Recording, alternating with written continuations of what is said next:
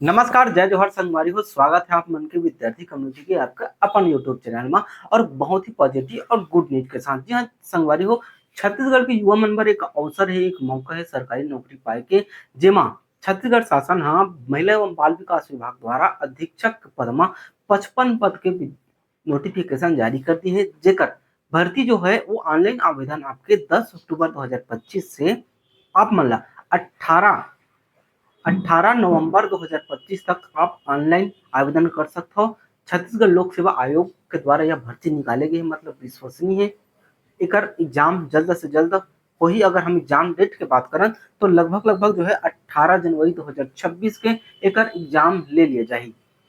आप मतलब बता दें कि ये भर्ती जो है लगभग 10 दिन हो गए निकले, लेकिन ये बात 3-4 ऐसे कंफ्यूजन है जो आप मतलब मैं क्लियर कर रहा हूँ। सबसे पहली बात ये है कि एमा जो है शैक्षणिक योग्यता की बहुत युवा में उत्साह है, खुशी है कि छत्तीसगढ़ लोक सेवा आयोग द्वारा निकाले गए है, तो यह सामान्य स्नातकोत्तर या सामान्य स्नातक के कोई भी व्यक्ति एमा एग्जाम डाल सके। लेकिन ऐसे नहीं है, क्योंकि ये जो वैकेंसी निकले है वो महिला बाल विकास विभाग द्वारा 55 पद में वैकेंसी निकले है, जेमा अगर हम बात करें 55 पद के तो अनारक्षित पर 23 पद, अनुसूचित जाति पर 6 पद, अनुसूचित जनजाति पर 18 पद, वहीं अन्य पिछड़ा वर्ग पर 8 पद टोटल निकले हैं और एमा 30% जो है वो महिला मन में आरक्षित रही। अब बात आते हैं शैक्षणिक योग्यता तक की, तो एकर शैक्षणिक योग्यता में साफ साफ आप मन के लिखाए मिल ही इस आप मन स्क्रीन में देख पाओ। मैं आप लोग बताता हूँ कि ये जो पद है वो अधीक्षक महिला एवं बाल विकास के पद है, जेकर पद आपका जो आयु सीमा है वो 21 वर्ष से लेकर न्यूनतम 21 वर्ष और अधिकतम जो है आपके 30 वर्ष। लेकिन छत्तीसगढ़ के जो निवासी हैं या फिर आपके ST SC OBC हैं उमन ला छत्तीसगढ़ शासन अधिनियम के तहत ओला 5 वर्ष के छूट दिए जाही, यानी कि उनकर आयु सीमा लगभग जो है वो 35 वर्ष और 5 वर्ष छूट के बाद आपके 40 वर्ष तक जो व्यक्ति हैं वो महिला एवं बाल विकास विभाग के अंतर्गत निकले हुए अधीक्षक के पद पर वैकेंसी डाल सकते हैं। ठीक है, अगर हम आगे बात करें एक अन्य पहलू के बारे में, तो जो सबसे पहले है जो भ्रांति फैले हुए है वो है शैक्षणिक योग्यता के। तो आप मन देख सकते हैं, साफ साफ लिखा गया है कि कोई भी ऐसे भी विद्यार्थी जो समाज कार्य में MSW, समाज शास्त्र, मनोविज्ञान में स्नातकोत्तर, यानी कि आप मतलब समाज कार्य में, समाज शास्त्र में, मनोविज्ञान में आपको PG की डिग्री आपके पास होना चाहिए। एक अलावा अगर आपके पास, अगर ये तीनों तो जरूरी है, लेकिन एक जो अन्य व्यक्ति है वो है आपके विधि में आपके स्नातक होना चाहिए, यानी कि आपके कॉलेज होना चाहिए। तो ये जो बहुत भ्रांति फैले हुए है, इसलिए मैं आप लोग दूर कर बनाया हूँ कि एमा सिर्फ यही व्यक्ति डाल सकते हैं जो ये योग्यता बताए गए हैं। कौन कौन से योग्यता, तो आप मतलब समाज कार्य, समाज शास्त्र में आपके पास MA होना चाहिए या फिर विधि में आपके पास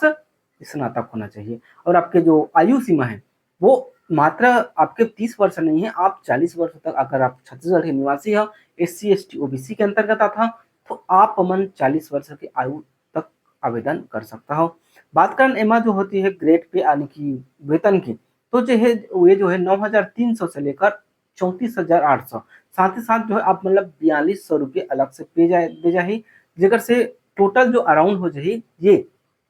40,000 रुपये तक के आप मतलब वेतन स्वीकार्य मिल ही। अगर हम बात करें जो है अगर अन्य सिलेबस के बारे में, तो एमा एक भ्रांति हुई कि छत्तीसगढ़ लोक सेवा आयोग निकाले है तो एक जो सिलेबस हुई वो जो CGPSC प्री मेंस इंटरव्यू वाला जो पेपर होते ना सिविल सेवा के ओकरे समान हुई। जी हाँ, समान हुई, क्योंकि बहुत लोगन में भ्रांति फैले कि हम जो है दोनों के एग्जाम दिलाबो। लेकिन आप मन अगर सिलेबस ले देखा तो सिर्फ छत्तीसगढ़ के पोर्शन हाँ 50 नंबर के CGPSC सिविल सेवा से मिलते, बाकी आपके 150 नंबर जो है वो आपके 100 नंबर जो है आपके 100 क्वेश्चन जो है वो महिला एवं बाल विकास विभाग के अंतर्गत बालकों की सुरक्षा अधिनियम योजना से संबंधित है, जो कि सिविल सेवा में ओला नहीं पूछे जाए। आप मन सिर्फ मेंस में पढ़ो ओला, हाँ अगर आप मेंस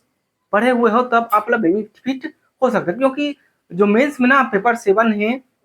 वो अधिनियम के बारे में बताया है, जैसे पर्यावरण संरक्षण अधिनियम, उपभोक्ता अधिनियम, संविधान में बालकों के लिए क्या क्या संरक्षण है, क्या क्या उनके अधिकार हैं और क्या क्या योजनाएं बच्चों बालकों के लिए संचालित की जा रही है, ऐसा उसने बताया है। तो आपको बेनिफिट मिलेगा, लेकिन ये इनका पोर्शन जो सिलेबस का है वो बिल्कुल अलग है। आपको 50 नंबर में बेनिफिट मिलेगा, लेकिन अगले और 50 क्वेश्चन में बेनिफिट मिलेगा ना, क्योंकि एक क्वेश्चन जो है 2 नंबर का होता है, तो आप समझिए कि 50 क्वेश्चन, ठीक है। और 100 क्वेश्चन जो है वो आपके बालकों से संबंधित रहेंगे। अगर आप सिलेबस को देखेंगे तो आपको पता ही होगा। और 30 नंबर की इसमें इंटरव्यू भी है, तो इंटरव्यू तो सिविल सेवा में भी रहता है, नो डाउट, ठीक है। तो अगर मैं सिलेबस की बात करूं तो आपको दिख रहा होगा कि छत्तीसगढ़ का इतिहास, स्वतंत्रता आंदोलन, छत्तीसगढ़ का योगदान क्या है,